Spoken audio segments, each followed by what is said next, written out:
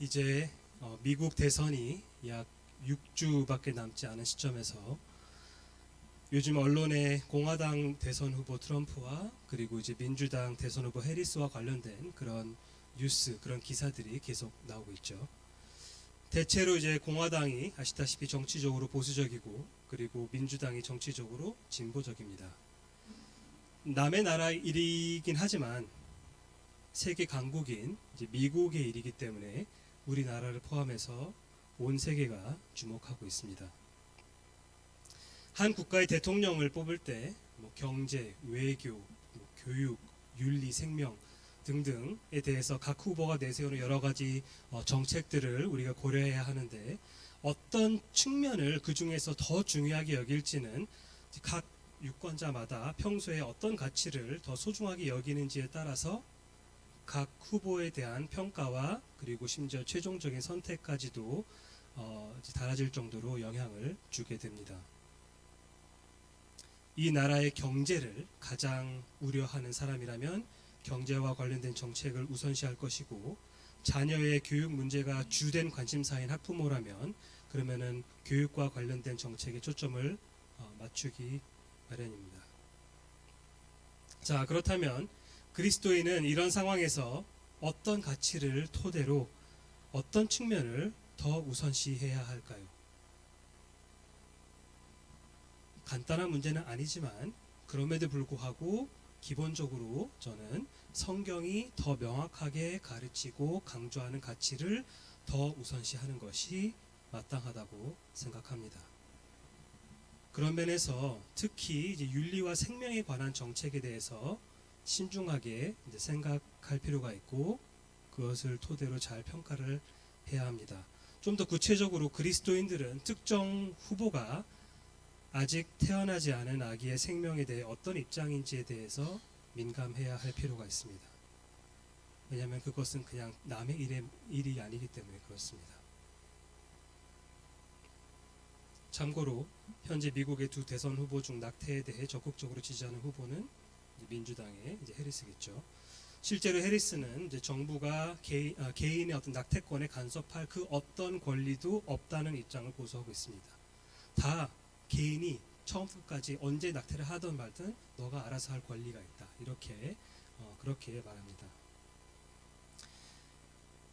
퓨 연구센터에서 2024년에 실시한 조사에 따르면 현재 미국 성인들 중에 약 63%가 낙태의 항상 또는 대부분의 상황에서 낙태가 합법이어야 한다고 대답했고, 그리고 36%가 낙태가 항상 또는 대부분의 상황에서 불법이어야 한다고 생각한다고 그렇게 답변을 했습니다. 또 갤럽 조사, 또 권위 있는 조사 기관인데 갤럽 조사는 이제 수치가 조금 다르게 나왔지만 역시나 합법을 주장하는 사람은 54%, 그리고 불법을 주장하는 사람이 41%로 나왔습니다. 즉 미국에서는 현재 낙태를 여성이 스스로 결정할 문제라고 보는 사람들이 더 많은 상황입니다. 낙태와 관련된 문제는 미국만의 문제는 아니죠. 지난 6월에 한 여성 유튜버가 임신 36차에 낙태 수술을 6주차에 낙태 수술을 받았다는 내용의 영상을 이제 올려가지고 사회적으로 문제가 됐었습니다. 원래 우리나라는 이제 형법에 낙태죄가 이제 규정되어 있었는데 2019년 4월에 헌법재판소에서 낙태죄에 대해서 헌법 불합치 판정을 결정을 내리고 이에 대한 어떤 법률 개정 시한을 2020년도 말까지로 정했었습니다. 헌법 불합치라는 것은 일단 이 사안에 대해서 위헌 판단을 하긴 하지만 뭔가 갑작스럽게 그냥 아무 대책 없이 바꿔버리면은 이제 혼란스러워질 것이기 때문에 혼란을 피하기 위해 국회가 법을 제정할 때까지 한시적으로 그 기존법의 효력을 유지하는 그런 결정인데, 이제 아무런 제재가 없는 그런 무분별한 낙태가 이제 막 그렇게 판을 치는 것을 방지하기 위해서 2020년 말까지 법을 개정할 기한을 뒀던 거죠. 1년 반 넘게 기한을 줬는데 결국 2020년 말까지 법이 개정되지 않아서 2021년 초부터는 어쩔 수 없이 자동적으로 낙태죄가 이제 자체가 폐지가 되었고, 지금까지 낙태와 관련된 실질적인 법이 부재한 상황이 우리나라에서 계속되고 있는 겁니다. 우리나라에서는 지금 낙태와 관련된 구체적인 우리가 적용할 수 있는 법이 존재하지 않습니다. 따라서 법적으로 지금 낙태가 이제 법이 합법이다라고 말해주는 건 아니지만, 그게 명시하고 있는 건 아니지만, 낙태와 관련된 법 자체가 부재하기 때문에 이제 불법으로도 볼 수 없는 상황이라서 법조인들은 지금 이 낙태 문제가 이제 법의 지금 사각지대에 놓여 있다라고 그렇게 설명을 하곤 합니다. 자, 그렇다면은 실질적으로 한국인들은, 대중들은 낙태에 대해서 어떤 생각을 갖고 있을까요?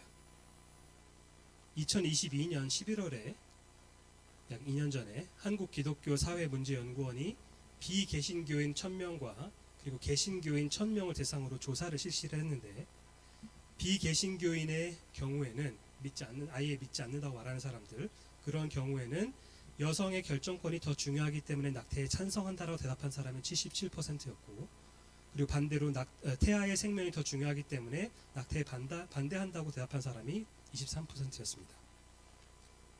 낙태 찬성이 이제 77%라서 꽤 높긴 하지만, 그래도 이제 믿지 않는 사람들 대상으로 실시한 그런 부분이니까 어느 정도 예상되었던 결과이긴 하죠. 그렇다면 개신교 1000명을 대상으로 했던 그 조사 결과는 어땠을까요? 낙태에 찬성하는 사람이 59%, 반대하는 사람이 41%였습니다. 즉, 자신을 기독교인이라고 말하는 사람들 중, 자기가 예수님을 믿는다고 말하는 사람들 중 태아의 생명보다 여성의 자기 결정권이 더 중요하다고 생각하는 사람들이 더 많다는 뜻인데, 정말 안타까운 현실이면서 동시에 심각한 문제라고 생각합니다.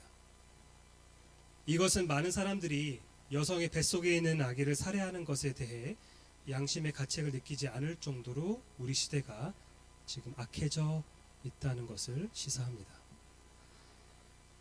정말 불가피한 예외적인 그런 경우를 제외하고는 낙태는 인간의 생명에 관한 성경의 가르침에 위배되는 끔찍한 죄이며 하나님의 진노를 초래하는 행위입니다. 낙태는 이스라엘 백성이 이방신 몰렉에게 제물로 어린 자녀를 바치기 위해 아이들을 죽이는 행위와 사실상 원론적으로는 다를 바가 없기 때문에 현대판 몰렉 숭배라고도 볼 수 있겠습니다. 오늘은 주제 설교라서 정해진 본문은 없지만, 이 몰렉 숭배에 대해서 하나님께서 하신 말씀을 기록하고 있는 레위기 20장 1절부터 5절을 봉독하도록 하겠습니다. 레위기 20장 1절부터 5절을 제가 읽도록 하겠습니다. 여호와께서 모세에게 말씀하여 이르시되, 너는 이스라엘 자손에게 또 이르라.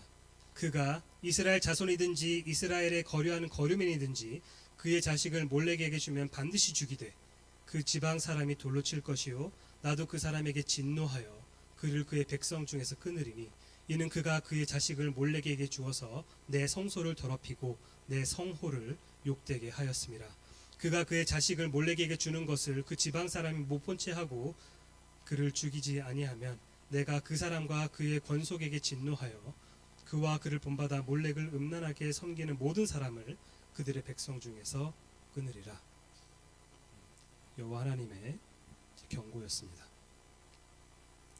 자, 어쩌면은 이제 어떤 분들은 모태 속에 있는 배아나 태아를 낙태시키는 것과 이미 태어난 아이들을 죽여서 몰렉에게 바치는 것과 비교하는 것은 좀 너무 멀리 간 것 아니냐고 생각하실지도 모르겠습니다.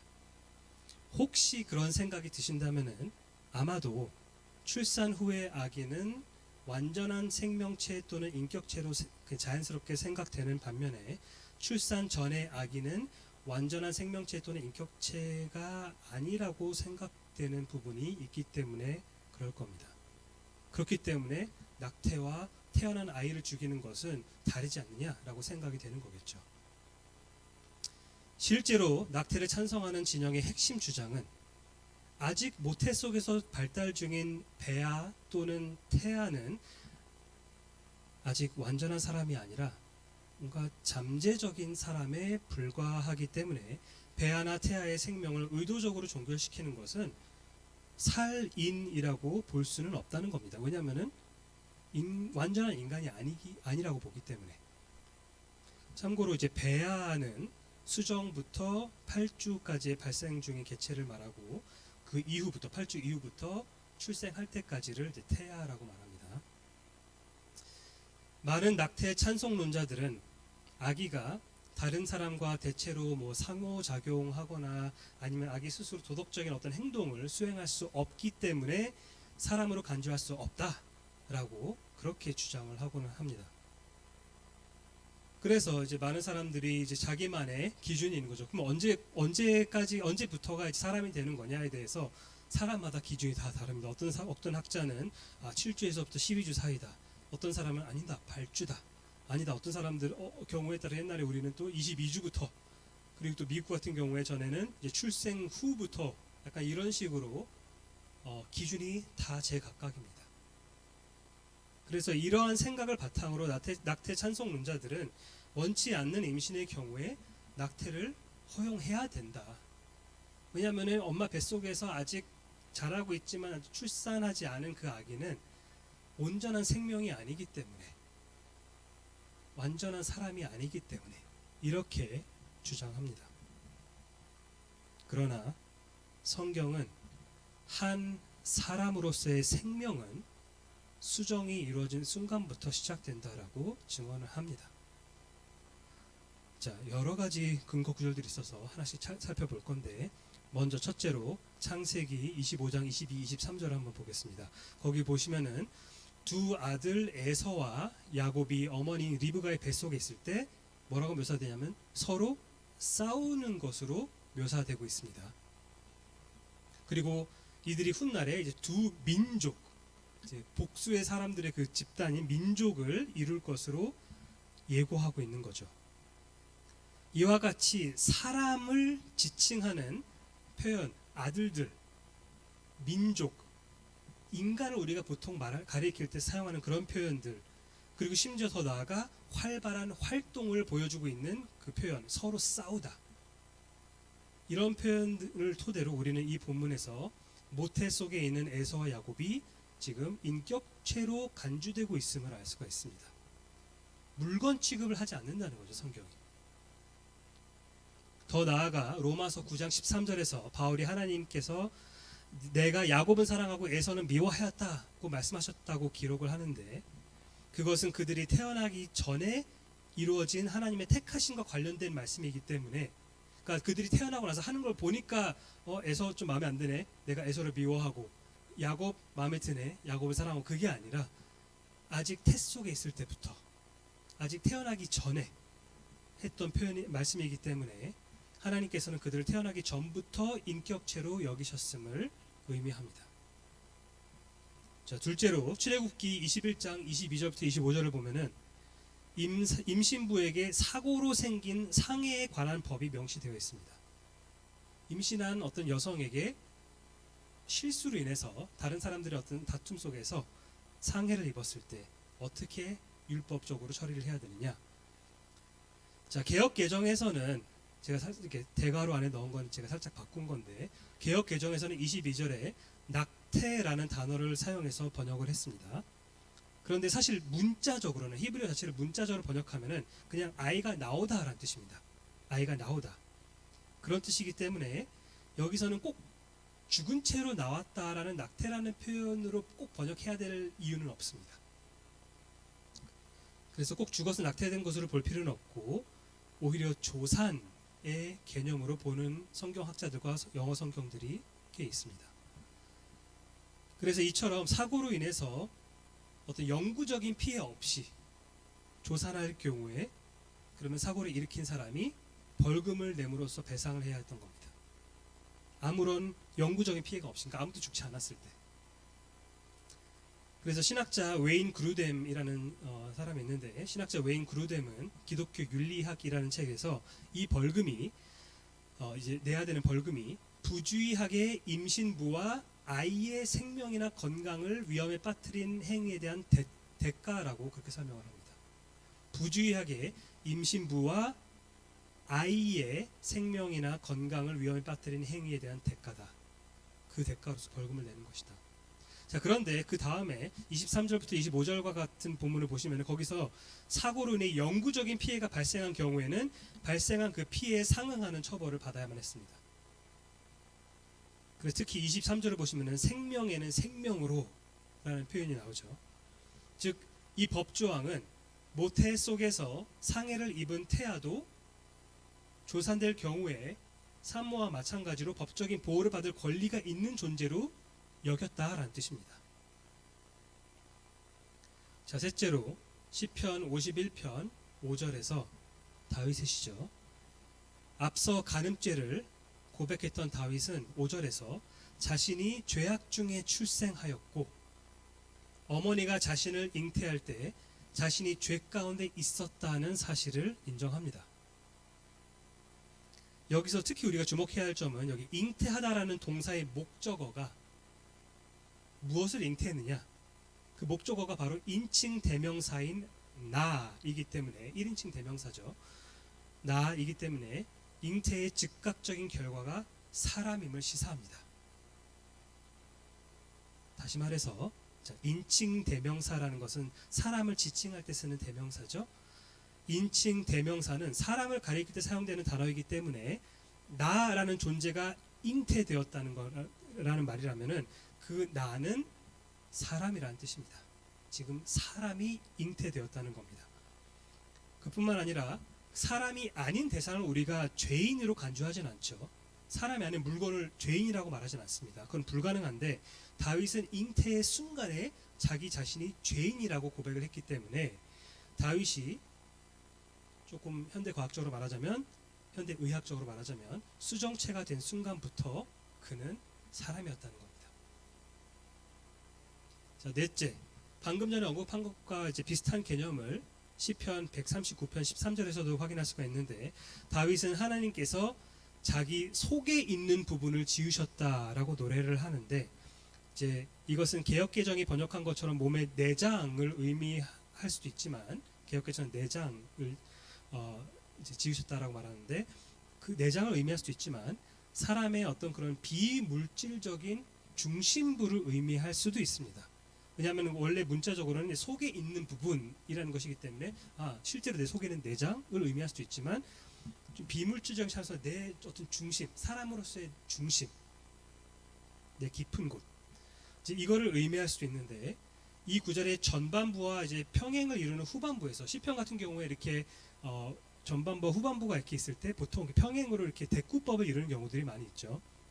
근데 이 후반부에서는 다윗이 모태에서 나를 만드셨나이다.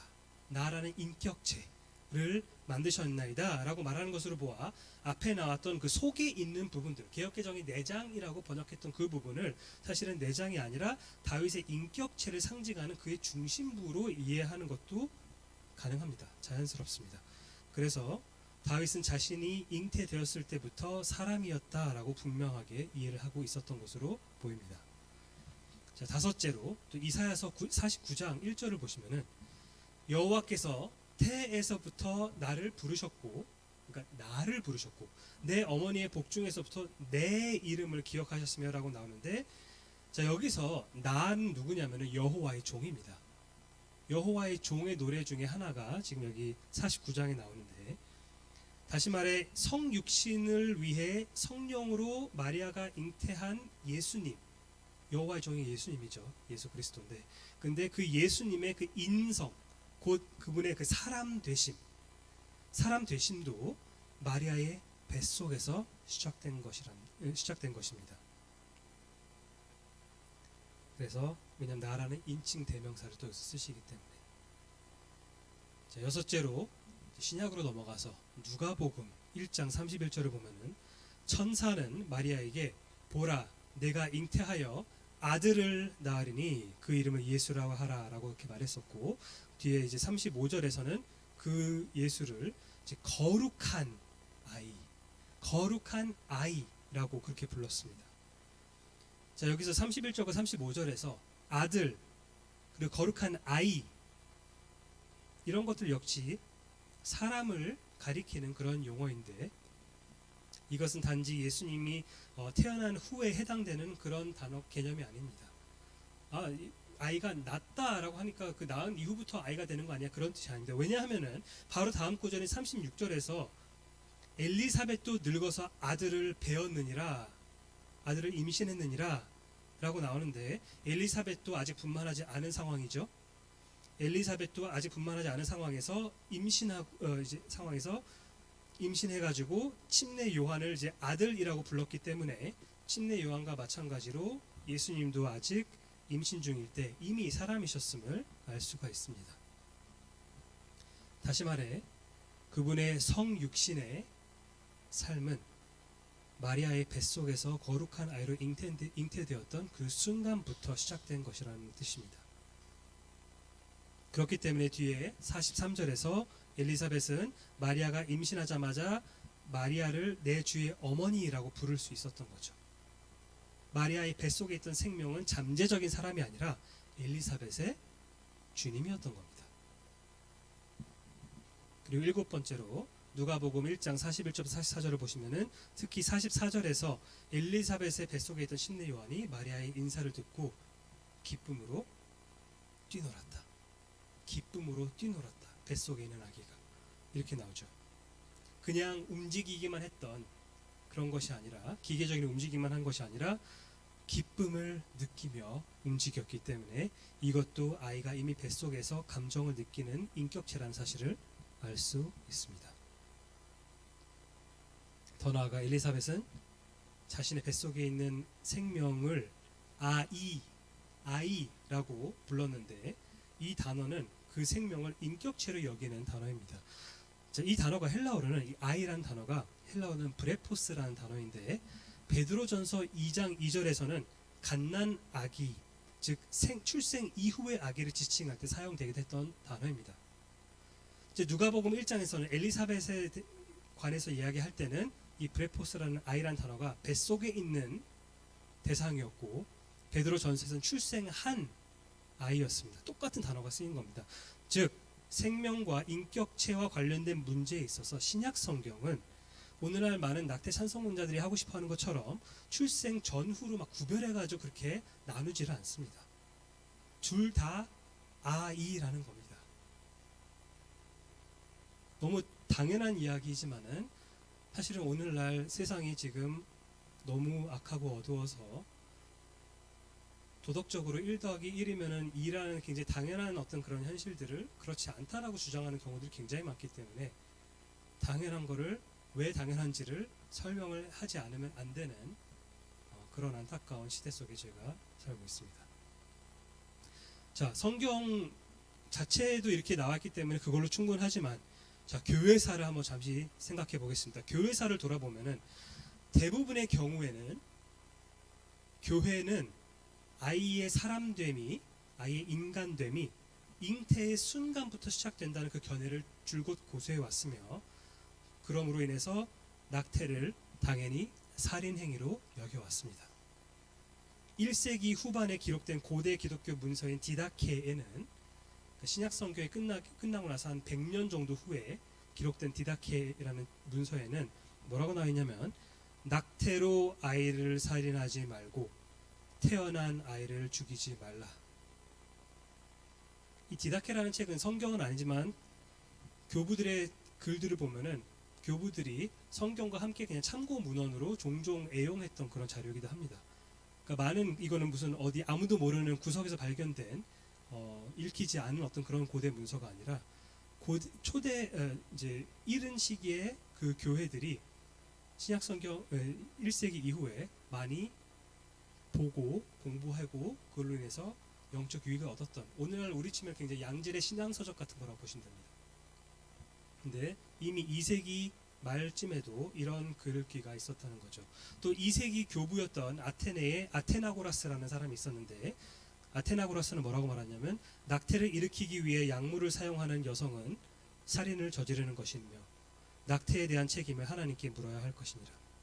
책임을 하나님께 고해야 할 것이니라 이렇게 말했습니다.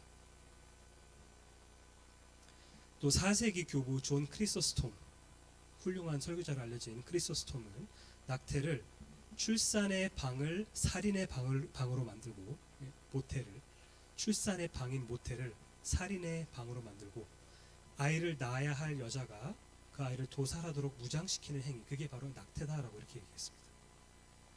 뿐만 아니라 마틴 루터 필립 멜랑히톤, 존 칼빈과 같은 개신교의 종교 개혁자들도 인간의 생명과 사람됨이 잉태의 순간부터 시작된다고 여겼습니다. 그렇기 때문에 뭔가가 사람이다, 진정한 완전한 생명이다 라고 말할 때 그 기준이 잉태의 순간이라면, 낙태라는 것 자체는 기본적으로는 절대로 있어서는, 행해져서는 안 되는 행위라는 거죠. 낙태 찬송론자들이 자주 외치는 슬로건이 있는데, 이제 영어로는 My Body, My Choice라고 많이 외칩니다. 우리말로 하면은 내 몸이니까 내 결정이다, 내 몸이니까 내가 알아서 할게, 내 마음대로 할게, 이겁니다. 자, 그들은 여성의 신체에 대한 자유가 보장되어야 하기 때문에 그 어떠한 제약 없이 낙태를 선택할 권리가 또한 그들에게 있다라고 그렇게 주장을 하는 거죠. 자, 그러나 이러한 주장에 대해서는 크게 두 가지 측면에서 반박할 수 있습니다. 첫째는 모든 인간을 창조하신 분은 하나님이시기 때문에 궁극적인 차원에서 우리 몸은 내 몸이 아닙니다. 하나님의 것입니다. 시편 24편 1절에서 땅과 거기에 충만한 것과 세계와 그 가운데 사는 자들은, 세계와 그 가운데 사는 자들은 다 여호와의 것이로다. 모든 임신부의 육체는 하나님의 것이므로 그들은 하나님께서 심히 진노하시는 낙태라는 죄를 범해서는 안 되는 겁니다. 그리고 그리스도인의 경우에는 더더욱 안 되죠. 그리스도인이라면 더더욱 안 됩니다. 고린도전서 6장 19절에서 바울이 말한 것처럼 그리스도인의 몸은 우리 안에 내주하시는 성령의 거룩한 전이기 때문에 더더욱 낙태를 해서는 안 됩니다. 이 때문에 바울은 다음 구절 20절에서 값으로 산 것이 되었으니 그런즉 너희 몸으로 하나님께 영광을 돌리라라고 말하지, 너희 몸을 너희 멋대로 사용하라라고 말하지 않습니다. 자, 이게 첫 번째 반박이었고, 우리 몸은 궁극적으로는 우리의 것이 아니라 하나님의 것이다.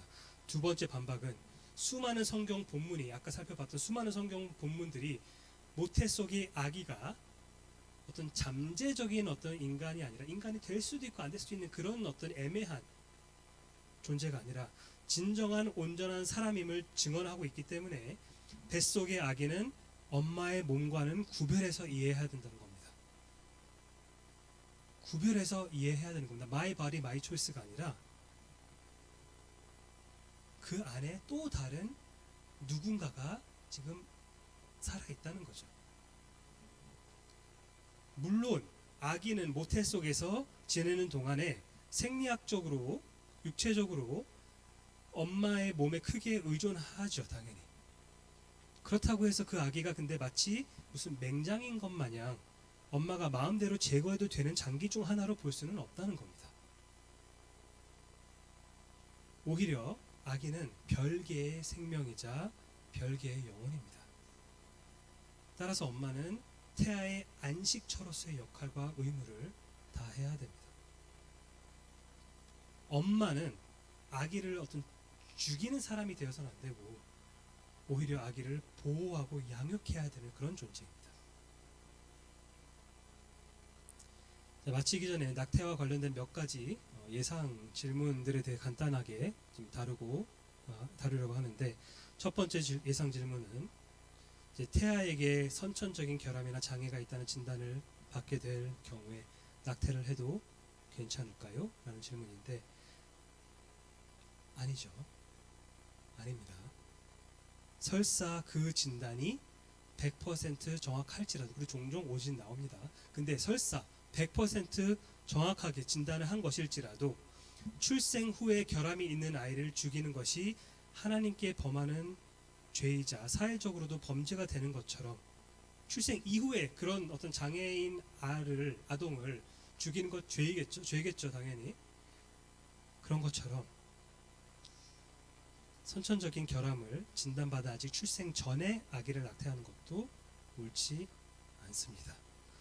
물론 그런 아이를 키우는 과정이 힘들겠지만, 쉽지 않겠지만 하나님의 특별한 은혜를 많이 받아야 잘 키워갈 수 있겠지만 그럼에도 불구하고 내가 힘들다는 것이 그 아이를 죽여도 된다는 어떤 이유가 될 수는 없는 겁니다. 그 아이 역시 하나님의 형상으로 지음받은 사람이기 때문에 우리가 부모로서의 어떤 어려움을 피하기 위해 뱃속의 생명을 종결시키는 것은 잘못된 일입니다. 두 번째 질문, 예상 질문. 성폭행을 당해서 임신한 경우라면 낙태를 해도 괜찮지 않나요? 인간적으로는 매우 힘든 상황이지만 대답은 여전히 아니오입니다. 그 이유는 앞의 질문에 대한 대답과 기본적으로 같습니다. 한 여성이 상상하기 싫은 끔찍한 일을 겪었다는 것은 정말로 가슴 아픈 일이고 없었으면 좋았을 일이지만 그럼에도 불구하고 뱃속의 아이는 여전히 하나님의 형상으로 지음받은 사람입니다. 원치 않았던 임신이겠지만 그럼에도 불구하고 하나님께서 어찌 되었든 간에 그 안에 두신 생명입니다. 아까 인용했던 웨인 그루뎀은 이거에 대해서 뭐라고 말하냐면 강간이 일어나는 것은 아이의 잘못이 아니며 물론 그 엄마의 잘못도 아니겠죠. 근데 아이의 잘못이 아니며 다른 사람의 범죄로 인해 아이를 죽여서는 안 된다. 그렇게 말하는데 옳은 말입니다. 인간적으로는 너무나도 힘들고 사실 모든 것을 그냥 없었던 일로 하고 싶겠지만 당연히 하지만 그 연약한 아이까지 없애서는 안 된다는 겁니다. 그리고 마지막으로 세 번째 질문은 특정 질병을 앓고 있는 산모에게 산모가 임신을 유지하는 것이 매우 힘든 상황일 경우에는 어떻게 해야 하나요? 임신을 했고 낙태시키고 싶은 게 아닌데 몸이 너무나도 연약하고 너무나도 위험한 신체적으로 위험한 상황이라서 계속해서 임신이라는 굉장히 엄청난 신체적인 부담을 장기적으로 유지시키는 것이 그 산모에게 치명적일 수 있는 상황이면 어떻게 해야 하나요? 이 경우에만 낙태를 신중하게 고려해야 합니다. 이 경우가 예외적으로 허용될 수 있는 이유는 실제로 또 하나의 생명인 엄마가 위험에 처해 있기 때문에 그렇습니다. 다른 이유가 아니고 편의 때문이 아니고 어떤 상대적으로 부차적인 이유가 아니라 또 다른 생명이 하나가 걸려 있기 때문에 그렇습니다.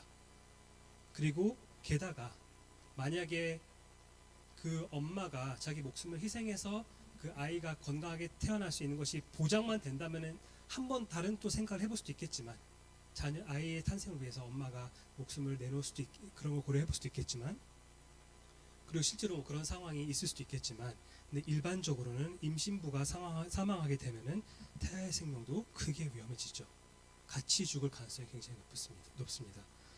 그래서 이러한 극단적인 상황에서는 특히 산모의 생명이 위험해지면은 아기가 사망할 가능성이 높기 때문에 산모의 생명을 구하기 위해서 낙태를 신중하게 후에 주변 신자들과 많은 상담과 특히 교회 리더십과 많은 대화를 한 후에 많은 기도를 한 후에 신중하게 결정해야 될 문제입니다.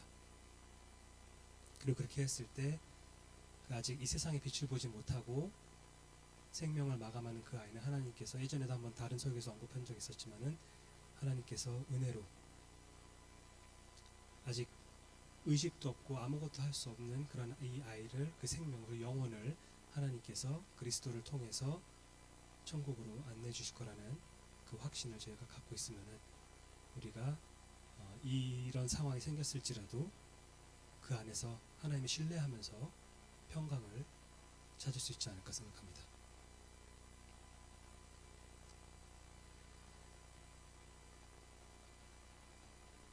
이스라엘이 한때 그랬듯이 아이들을 몰렉에게 제물을 바치는 것과 같은 그런 행동을 하는 것이 아니라 낙태를 통해서 그렇게 하는 것이 아니라 그 아이들을 우리가 잘 낳아서 복음과 성경으로 최선을 다해서 양육하고 그 아이들이 예수 그리스도를 믿고 구원을 받아서 하나님의 자녀로 살면서 하나님의 영광을 찬양하기를 바랍니다.